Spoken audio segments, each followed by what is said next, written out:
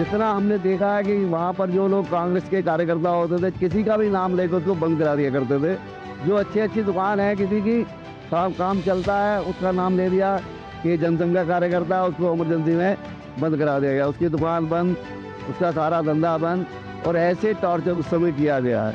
Emergency में 11वीं में था तो हमें पेपर देने की परमिशन भी नहीं थी। लास्ट डे से एक दिन पहले, जिस दिन हमारे पेपर होने थे, हाई कोर्ट से हमें परमिशन मिली।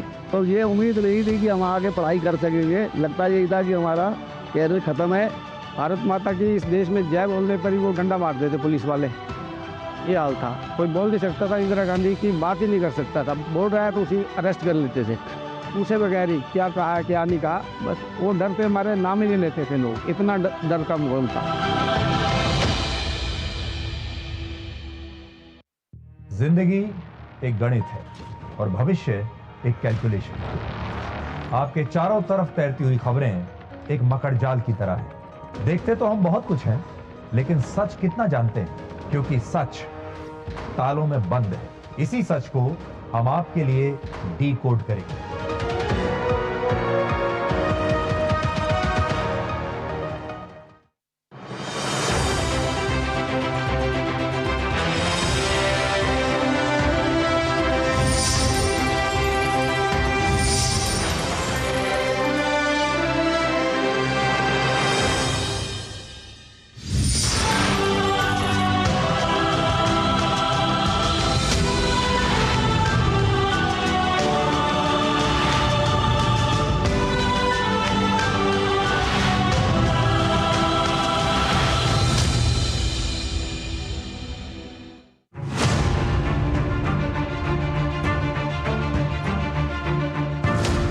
साल 1975, जब भारत का लोकतंत्र अपने ही देश में कैद हो गया था।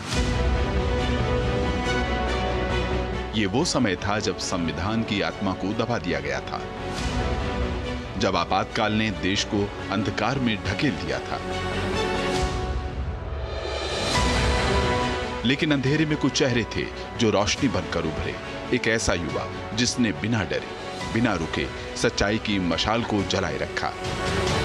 नरेंद्र मोदी भूमिगत रहकर, भेष बदलकर जन जागरण करते हुए उन्होंने लोकतंत्र की उस लड़ाई में एक जमीनी योद्धा की भूमिका निभाई। यह कहानी सिर्फ इतिहास की नहीं, ये उस जज्बे की कहानी है जो हमें सिखाती है कि जब तानाशाही सिर उठाए तो एक सच्चा नागरिक कैसे खड़ा होता है। कुछ प्रमुख लोगों को इकट्ठा करके ये तय किया कि आपातकाल विरोधी सामग्री का वितरण करना है राजस्थान भर में, और वो आएगी गुजरात से। माननीय नरेंद्र मोदी जी उस समय प्रचारक थे गुजरात में, तो भूमिगत होकर पूरे देश की सामग्री का मुद्रण माननीय मोदी जी कराते थे अहमदाबाद में, और देश भर में भेजना और वितरण करने की जिम्मेदारी मोदी जी की थी। अधिकारियों का निर्देश था कि कहीं पकड़े भी जाएं तो बताना नहीं सामग्री कौन छाप रहा है, कहां से आ रही है, कैसे वितरण कर रहे हैं। कभी सरदार जी की पगड़ी बांध ली तो कभी साधु का चोला पहन लिया। नरेंद्र मोदी उस समय केवल एक व्यक्ति नहीं थे, वह एक ऐसी पहचान बन चुके थे जिसे सत्ता की आंख चाह कर भी नहीं पहचान पाती थी। हर भेष एक नई सुरक्षा थी, हर रूप एक नया रास्ता। 1975 में जब इंदिरा गांधी ने इमरजेंसी लगाई थी, तब वो हमारे घर पे सरदार जी बन के रहे थे। एक बार क्या हुआ कि वो सरदार जी के वेश में बाहर निकल रहे थे और सामने से पुलिस वाला आया।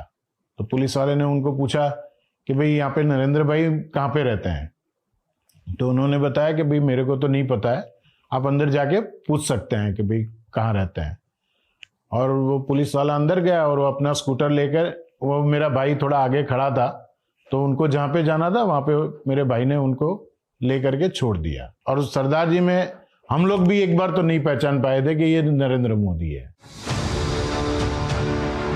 सिर्फ भेष बदलना ही उनका हथियार नहीं था। उस दौर में जब अखबारों पर ताले डाल दिए गए थे, रेडियो पर सरकारी आदेशों के सिवा कुछ नहीं बचता था, तब भी नरेंद्र मोदी ने सच्चाई को दबने नहीं दिया।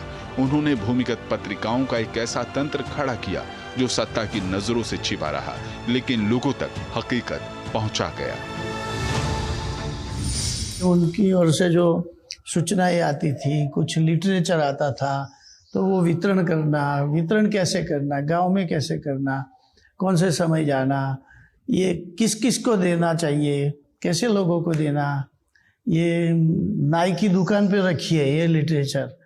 तो क्योंकि नाई की दुकान पर काफ़ी कॉमन मैन भी आते हैं, बाकी लोग भी आते हैं, तो वो पढ़ता है कौन कौन उसके लिए, मानो कि जो लोग गांव में नेतृत्व करते हैं, कुछ बोलते हैं, संत लोग हैं, पुजारी है, जहाँ लोग जाते हैं उनकी बात सुनते हैं, उसको ये साहित्य पहुँचाओ तो वो कुछ न कुछ बात करेगा।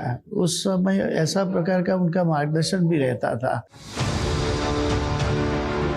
नरेंद्र मोदी स्वयं भी इस बात का विशेष ध्यान रखते थे कि आपातकाल विरोधी साहित्य सही सलामत अपने निर्धारित स्थान पर पहुंच जाए और साथ ही जो कार्यकर्ता इसे पहुंचा रहा है वह भी किसी खतरे में न पड़े।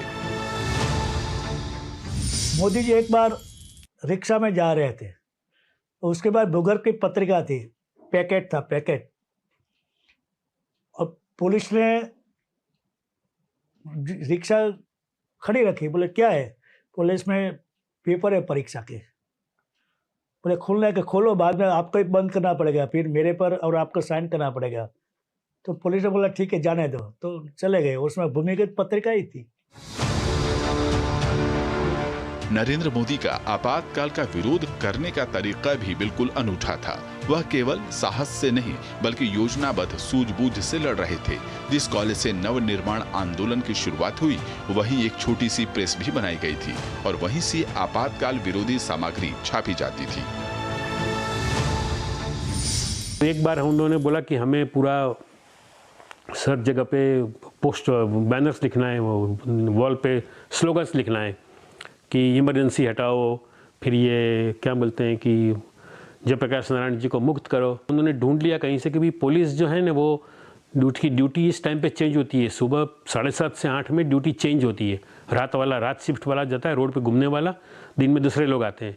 तो आप उसी टाइम के जो टाइम होता है उसी टाइम में जाके लिखेंगे तो पकड़े नहीं जाओगे। तो उस तरह का ये उनका जो मार्गदर्शन था वो अद्भुत था उस टाइम पे।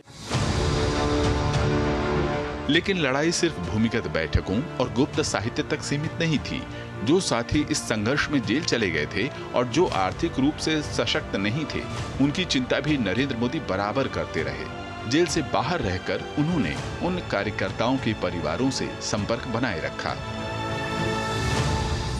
नरेंद्र भाई को जवाबदारी ऐसी मिली थी कि जो संसद जेल में गए हैं, मिश्रा में गए हैं, उनकी हालत कैसी है, परिस्थिति कैसी है, उनको आर्थिक मदद करनी चाहिए तो मदद करो। तो हमारे साथ जो मिश्रा में एक भाई नानालाल गौर करके थे, बहुत गरीब आदमी थे, तो नरेंद्र भाई उनके पास जाते थे, मिलते थे, उनको आर्थिक जो मदद करनी चाहिए देते थे। ऐसे जितने भी लोग गरीब थे उनके घर पे संपर्क करना, उनको मिलना, उनको हिम्मत देना, तो ये सब नरेंद्र भाई सारे गुजरात में घूमकर करते थे इमरजेंसी में। नरेंद्र मोदी सिर्फ कार्यकर्ताओं की आर्थिक आवश्यकताओं की चिंता नहीं करते थे, वो उनके भावनात्मक बोझ को भी समझते थे और उसे बांटने का हर संभव प्रयास करते थे। मैं घर पे बैठा था तो एक आदमी आया, उसने मुझे ये बोला कि आपको कोई सरदार जी मिलने आए हैं और आरएसएस के शाखा कार्यालय पे खड़े हैं। मैंने उनको बोला कि भाई मैं आप सरदार जी के बेस में और मैं आपको पहचानता भी नहीं हूँ, तो कोई ऐसी निशानी है तो आप बताओ। तो उसने बोला मैं आरएसएस का आदमी हूँ, प्रचारक हूँ, और मैं ज़्यादा से तो आपको क्या मेरी पहचान दूँ, मैं शाखा की जो प्रार्थना है वो गा के सुना देता हूँ। वो पूरी प्रार्थना उन्होंने मुझे गा के सुनाई, तो मुझे भरोसा आ गया कि ये बराबर है। और उन्होंने फिर बोला कि मैं सिरूमल भाई को मिलने आया, सिरूमल भाई के परिवार को मिलने आया हूँ, क्योंकि सिरूमल भाई जो हमारे शाखा कार्यवाहक थे वो जूनागढ़ जेल में थे। तो उस टाइम उन्होंने वहाँ खाना भी खाया और उनको 700 रुपया भी भरण पोषण के लिए दिया, कि ये कह के कि भाई ये संघ परिवार से मुझे पैसा मिला है आपको देने के लिए, तो ये मैं आपको भरण पोषण के 700 रुपये देता हूँ। तो सिरूमल भाई की वाइफ ने बोला कि भाई मेरी इच्छा है कि मेरे पति को जूनागढ़ में घर का खाना मिले। तो सिरूमल भाई ने के लिए तो मोदी जी ने उनको ये बोला कि कोई बात नहीं, आप हमको टिफ़िन बना के दे दो तो हम वहाँ जाके पहुँचा देंगे। हम जेल गए, हमने सिरूमल भाई को टिफ़िन पे खाना खिलाया और वो खाना खिलाने के बाद खाली टिफ़िन हम वापस कुतियाना लेके आए। उस दौर में किसी के घर रुकना भी अपने आप में एक जोखिम था और नरेंद्र मोदी इसे अच्छे से समझते थे। इसलिए जब भी वे किसी कार्यकर्ता के यहाँ रुकते तो पहले यह पूर्णतः सुनिश्चित कर लेते थे कि उनकी वजह से उस परिवार को कोई परेशानी ना हो। ऐसी जगह पर उनका ठहरना होता था जो घर पे 2 दरवाजा हो, आगे और पीछे, ऐसे घर पे ठहरता है।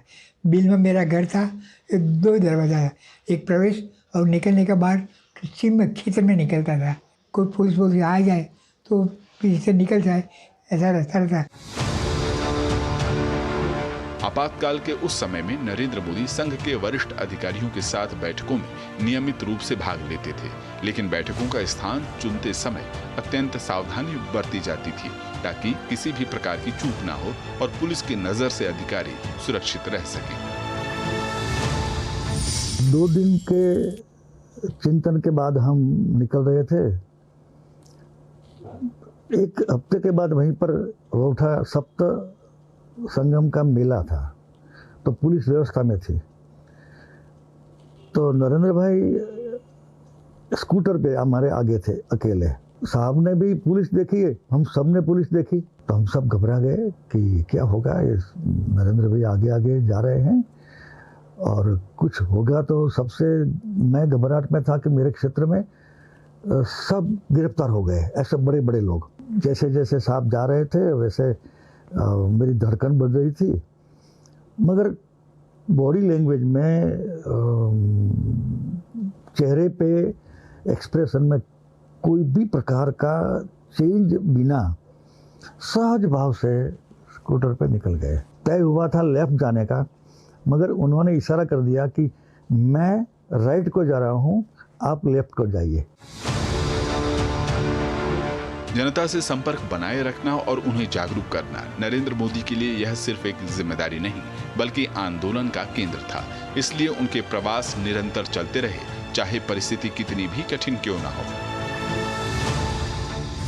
बैठक में कार्यकर्ताओं को जो उसने मार्गदर्शन दिया कि अभी इसी स्थिति में वो समाज को जागरूक करना है, लोकशाही में कैसे समाज को टिकाना है, कार्यकर्ता का मोरल भी बनाना है और कई इसी स्थिति में सावचेत रहकर कैसे कैसे काम करना है, वैसा मार्गदर्शन मिला। जब तक इंदिरा जी पुनः इलेक्शन ना देंगे तब तक समाज को जागरूक रखना है और कार्यकर्ता का मोरल भी टिकाना है। तो अभी जो कार्यकर्ता का जो घर है वो ये लोकशाही का किला है। केवल बैठकें करना ही नहीं बल्कि पूरे देश के कार्यकर्ताओं तक अपना संदेश सुरक्षित रूप से पहुंचाना और उनसे लगातार संपर्क बनाए रखना भी नरेंद्र मोदी के लिए आवश्यक था। मोदी जी घर पे आए, सरदार जी के ड्रेस में थे, इतनी अच्छी पर्सनालिटी उनकी थी। आए, मेरे सामने खड़े रहे, नमस्कार करके मैंने बोला आओ बैठो, चाय कॉफ़ी कुछ लेंगे? बोला नहीं। उन्होंने बोला कि आपने मुझे पहचाना नहीं। मैंने बोला माफ़ करना, मैं नहीं पहचान पाई हूँ। हंसे और बोले मेरी बहन ने जब मुझे नहीं पहचाना है तो पूरा देश मुझे नहीं पहचानेगा। मेरी शादी हुई थी, उनको पता चला कि मेरी शादी मैंने कर ली। उन्होंने बहुत अच्छा खत लिखा और ऐसा लिखा था कि मैं थोड़े कुछ खत भेजूँगा, आपको एक जगह नहीं अलग अलग जगह पे जाना है, खत को अलग अलग पोस्ट के डिब्बे में डालना है। समयांतर पत्र मिलते गए, हम डिब्बे में डालते गए, क्योंकि कटोकटी के समय वो भी चेक हो न हो हमको पता नहीं था, और हमने डाला है, हम जा रहे हैं, वो भी किसी को पता नहीं चलना चाहिए था। हम वो पत्र घर में लिखते थे, हाथ से लिखते थे, कहीं 50 लिखने होते, कहीं 100 लिखने होते, तो खत लिखते थे हम, और सुबह में उठ के जो एड्रेस ये थे उसी एड्रेस पे करके हम डाल देते थे। जब स्याही पर ताले थे, जब बोलने की आजादी छीन ली गई थी, तब नरेंद्र मोदी जैसे युवा अपनी क्रांतिकारी मौजूदगी से लोकतंत्र की नब्ज को जिंदा रखे हुए थे। भेष बदलकर, पर्चे बांटकर, टिफिन पहुंचाकर, पुलिस के सामने से निर्भीक निकलकर और सबसे जरूरी हर कार्यकर्ता के साथ खड़े होकर नरेंद्र मोदी ने उस समय केवल संगठन को नहीं बचाया, बल्कि भारत की लोकतंत्र की जड़ों को और भी मजबूत करने का काम किया। आपातकाल की वो रात अब इतिहास है, लेकिन नरेंद्र मोदी का वह संघर्ष, वह साहस, वह सेवा आज भी प्रेरणा है। ये कहानी सिर्फ बीते कल की नहीं, ये आने वाली भारत की आत्मा है।